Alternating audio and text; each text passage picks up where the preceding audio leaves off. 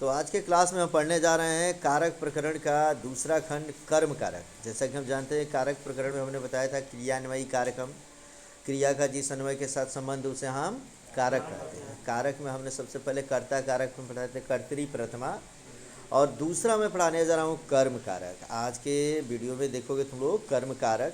कर्म कारक का सूत्र होता है, हमारा पहला सूत्र होगा कर्मणि द्वितीया या अनुक्ते कर्मणि द्वितीया, अर्थात क्रिया का फल जिस पर पड़ता है उसे कर्म कारक कहते हैं। ये पूछता है परीक्षा में कि कर्म किसे कहते हैं, तो क्रिया का फल जिस पर पड़ेगा उसे हम कर्म कारक कहते हैं। अकर्म कारक में द्वितीय विभक्ति का प्रयोग करते हैं, जैसे अहम आम्रम खादामी, मैं आम खाता हूँ। इस तरीके से मैं आम खाता हूँ, इसमें का पहला एग्जाम्पल हो गया, अर्थात मैं किस चीज़ को खा रहा हूँ जी, आम को। सामान्य तौर पे समझेंगे यदि किसी शब्द के अंत में प्रायः को चिन्ह लगा होता है, जैसे कर्म का चिन्ह क्या होता है, को या शून्य, अर्थात कर्म में अगर को चिन्ह लगा हो, जैसे मैं आम खाता हूँ मतलब मैं आम को खाता हूँ, इसीलिए इसमें क्या बनाएगा, अहम आम्रम खादामी। उसी प्रकार अब दूसरा इसका फॉर्मूला होता है, वह है क्रिया विशेषणे द्वितीया। क्रिया विशेषणे मतलब क्रिया विशेषण, जिसे एडवर्ब बोलते हैं इंग्लिश में इसको हम, जो क्रिया की विशेषता बताता है उसे हम क्रिया विशेषण कहते हैं, तथा क्रिया विशेषण में द्वितीय विभक्ति का प्रयोग करते हैं। क्रिया विशेषण मतलब क्या समझेंगे, जो क्रिया की विशेषता बताए, जैसे पढ़ना लिखना खेलना जाना आना गाना ये सब क्रिया है। जैसे वह पढ़ता है, अब पढ़ने की विशेषता मैं बता देते हैं, वह धीरे धीरे पढ़ता है, जल्दी जल्दी पढ़ता है। तो जब उसकी विशेषता होगी धीरे धीरे पढ़ रहा है या जल्दी जल्दी पढ़ रहा है, मन से पढ़ रहा है, ये सब चीज़ें जो आ जाएगा जब, तो उसके लिए हम क्या प्रयोग करेंगे, द्वितीय विभक्ति प्रयोग करेंगे। जैसे कहते हैं कि वह धीरे धीरे दौड़ता है, सह मंदम मंदम धावती। अगर है कि मैं धीरे धीरे खाता हूँ, तो मैं के लिए अहम, धीरे धीरे के लिए मंदम मंदम, खाता हूँ के लिए खादामी। कोई दिक्कत किसी को? अगर कह दे कि विकास जल्दी जल्दी खाता है, तो विकास के लिए विकासः, जल्दी जल्दी के लिए शीघ्रम शीघ्रम, खाता है के लिए खादती खादती। ऐसा प्रयोग करेंगे हम लोग, ठीक है बच्चों। तो ऐसा मैं वाक्य दे दूं तुम्हें 2-4 बनाने के लिए, तो कोई दिक्कत तो नहीं ना होगी। तो आगे हम इसका अगला फॉर्मूला पढ़ने जा रहे हैं, कर्तुरिप्सि ततमम कर्म। तो इस तरीके से ये जो हम पढ़ने जा रहे हैं कर्तुरिप्सि ततमम कर्म, तो इसे पढ़ेंगे। क्रिया के द्वारा जिस वस्तु को सबसे अधिक चाहा जाता है, यहाँ लिखा है चाहता है, लेकिन तुम लोग क्या पढ़ोगे, चाहा जाता है, उसे कर्म कहते हैं। तथा कर्म कारक में द्वितीय विभक्ति का प्रयोग करते हैं, माने जिसको सबसे अधिक चाहता है आदमी, उसमें क्या प्रयोग करेंगे हम लोग, द्वितीय। जैसे कहता है कि वह आम को खाता है, सह आम्रम खादती, वह आम को बहुत चाहता है इसीलिए तो खाता है। कहता है इसमें राजा धोबी को वस्त्र देता है, नृपः रजकम वस्त्रम ददाति। याद रखेंगे, यदि कोई चीज़ दान स्वरूप न देकर इस प्रकार दिया जाए कि पुनः उसे ले लिया जाए, तो उसमें द्वितीय विभक्ति प्रयोग करते हैं। लेकिन देने के बाद पुनः उसे न लिया जाए तो उसको दान कहते हैं। दान देने के अर्थ में चतुर्थी विभक्ति का प्रयोग करते हैं, जिसका सूत्र पढ़ेंगे हम लोग आगे चलकर, दानार्थे चतुर्थी। तो यहाँ पे जैसे राजा गरीब को वस्त्र देता है, तो जब गरीब को वस्त्र देगा तो फिर लेगा कि नहीं, नहीं लेगा, तो ये दान दिया गया है, इसीलिए इसका प्रयोग हमने किया है कि राजा दरिद्राय वस्त्रम ददाति। स्क्रीन पे ध्यान से देखते चलोगे तुम लोग, कोई दिक्कत हो तो पूछते भी चलोगे। तो इस तरीके से पेज सबके पास है ना, अपना अपना पेज निकाल लो और अपने अपने पेज पर देखते रहोगे। तो राजा गरीब को वस्त्र देता है, राजा दरिद्राय वस्त्रम ददाति। लेकिन वहीं पे राजा धोबी को जब वस्त्र देगा तो फिर लेगा कि नहीं, ले लेगा, इसीलिए वहाँ प्रयोग करेंगे नृप रजकम वस्त्रम ददाति। परीक्षा में इंपॉर्टेंट क्वेश्चन, नृप रजकम वस्त्रम ददाति, राजा दरिद्राय वस्त्रम ददाति, दोनों पे स्टार लगा लो बच्चे। बोर्ड के एग्जाम में तुमसे पूछता है कि राजा रजकम वस्त्रम ददाति में किस कारक सूत्र का प्रयोग हुआ है, तब हम बोलेंगे कर्तुरिप्सि ततमम कर्म।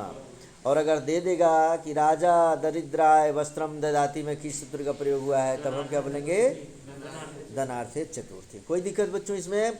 अगला इसमें से देख लो, काला ध्वनो रत्यंत संयोगे, अत्यंत संयोग होने पर, इस फॉर्मूला को ठीक से पढ़ रहे हैं, अत्यंत संयोग होने पर कालवाचक और मार्गवाचक शब्दों में द्वितीय विभक्ति का प्रयोग किया जाता है। अर्थात यदि कालवाचक समय सूचक शब्द दे दे या मार्गवाचक शब्द दे दे तो उस स्थिति में हम कौन सा विभक्ति प्रयोग करेंगे?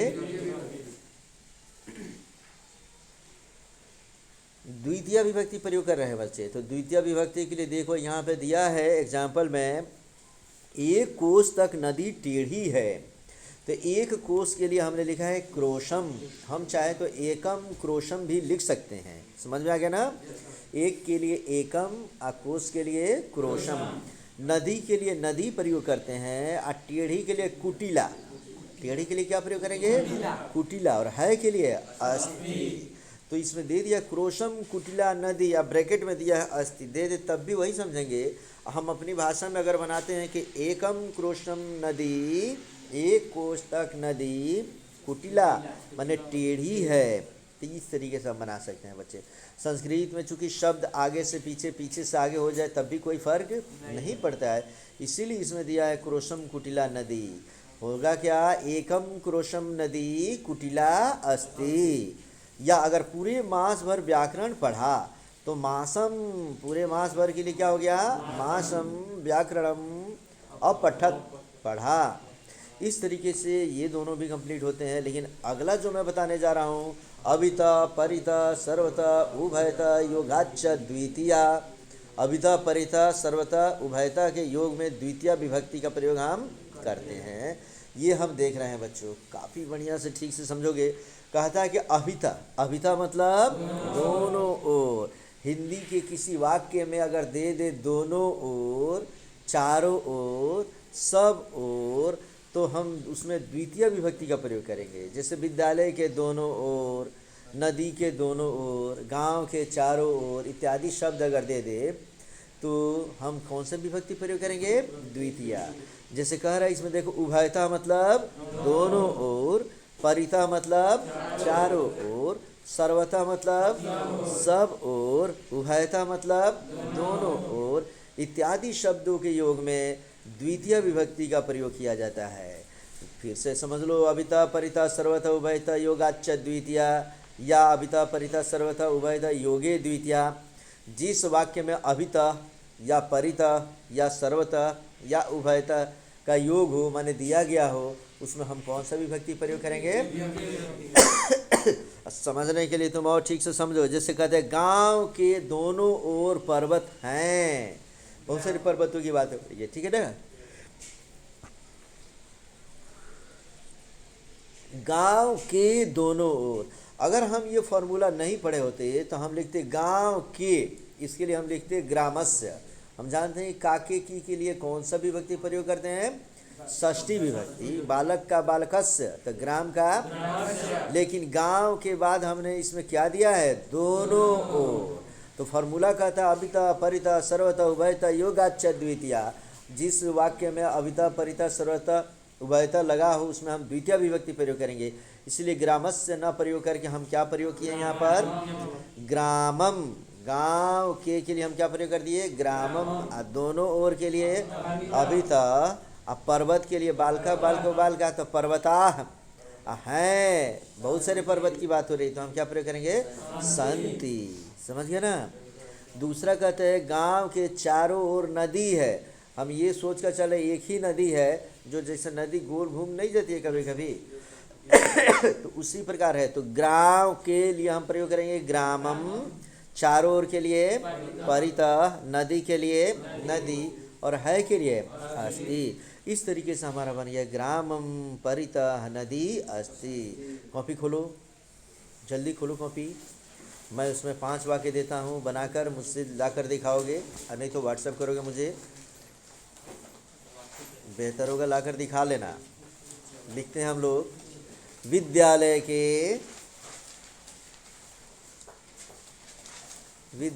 के लिखते जाओ, सभी लिखोगे बच्चे अपने अपने घर पे, जो जहाँ है वहीं कॉपी खोलो। ये मत सोचो कि ऑनलाइन क्लासेस कर रहे हैं हम लोग, और तुम लोग जो सामने बैठे हो बच्चे वो लिख लो यहाँ पर। गांव के, विद्यालय के बोला था, तो लिख लो विद्यालय के दोनों ओर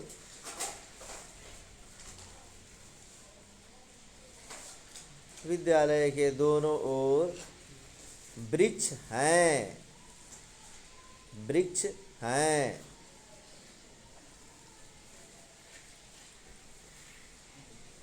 दूसरा वाक्य लिखो, मेरे घर के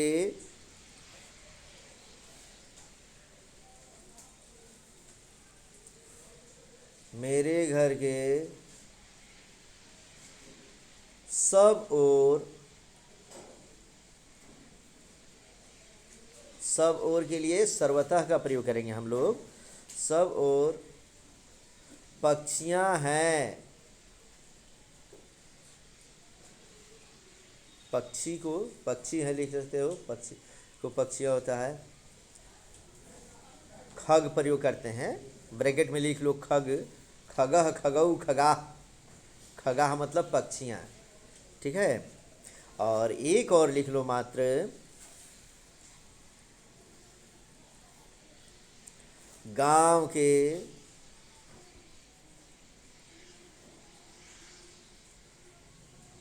चारों ओर,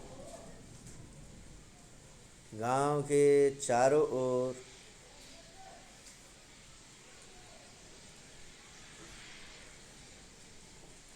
खेत हैं।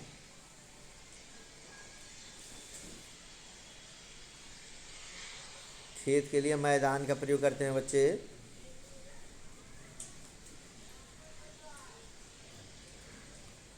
तो इस तरीके से ये बनाकर मुझे तुम दिखाते हो बच्चे, आते हो तो आगो। चलो आते हैं आप लोग। अब अगला इसका फॉर्मूला हम पढ़ते हैं, अंतिम फार्मूला इसमें का, प्रत्यनुधिक निक्षा अंतरा अंतरेण यावद भी। मेरे साथ पढ़ो, पढ़ो बच्चे। प्रति अनु धिक निक्षा अंतरा अंतरेण यावद भी। जब कोई शब्द बहुत बड़ा हो, संस्कृत में पढ़ने का तरीका सीखेंगे कि संस्कृत में यदि कोई शब्द बहुत बड़ा दे दिया हो, जैसे देखो ये पढ़ने में तुम्हें लगेगा कि कितना बड़ा हो रहा है, जैसे देखो इसमें यही ना है, इसमें कह रहा है प्रत्यनुधिक निक्षा अंतरा अंतरेण यावद भी। तो उसको ना छोटे छोटे खंड में तोड़ेंगे हम। तोड़ने के लिए देखो पेज पे नीचे हम लिखे हैं, उसमें लिखे हैं प्रति। प्रति मतलब क्या होता है? और। अनु, अनु मीन्स पीछे। धिक, धिक मीन्स धिक्कार। निक्षा, निक्षा मीन्स निकट। अंतरा, अंतरा मीन्स बीच में। अंतरेण, अंतरेण मीन्स बिना। यावत मीन्स तक, इत्यादि अगर शब्द दिए गए, इसमें से कोई भी शब्द दिया गया हो बच्चे, तो इन शब्दों के योग में द्वितीय विभक्ति का प्रयोग किया जाता है। काफ़ी इम्पोर्टेंट। अगर मान लो कह दे विद्यालय की ओर, विद्यालय के पीछे, या विद्यालय के निकट, या कह दे राम और श्याम के बीच में, या कह दें राम के बिना, या अगर हम कहते सोमवार तक, ऐसा कोई भी शब्द दे दे तो जो शब्द होगा उसका हम द्वितीय रूप प्रयोग करेंगे। समझ में आ गया? जैसे कहता है इसमें शिशु की ओर जाओ, की ओर, जैसे ओर या की ओर आ जाएगा, तो की ओर का हम जानते हैं कि चूंकि प्रति होता है तो लिखेंगे शिशुम प्रति गच्छ, शिशु की ओर जाओ। आ रहा समझ में ना? तो इस तरीके से अगर कहना हो कि राम की ओर जाओ, तो लिखेंगे रामम प्रति गच्छ। राम के पीछे जाओ, तब लिखेंगे रामम अनुगच्छ। समझ में आ रहा है ना? राम के निकट जाओ, रामम निकषा गच्छ। राम के बिना जाओ, रामम अंतरेण गच्छ। समझ में आ गया बच्चों? कोई दिक्कत नहीं ना? और उसी तरीके से आता है इसमें से घर के नज़दीक में नदी है। नज़दीक शब्द आ गया तो नज़दीक हो या निकट हो, निकषा शब्द प्रयोग करते हैं। तो घर के लिए हम क्या प्रयोग करेंगे? गृहम। और नज़दीक के लिए निकषा, और नदी के लिए नदी, है के लिए अस्ति। तो क्या मैं ये सोचूं कि कर्म कारक के सभी सूत्र तुम बढ़िया से समझ गए हो बच्चे?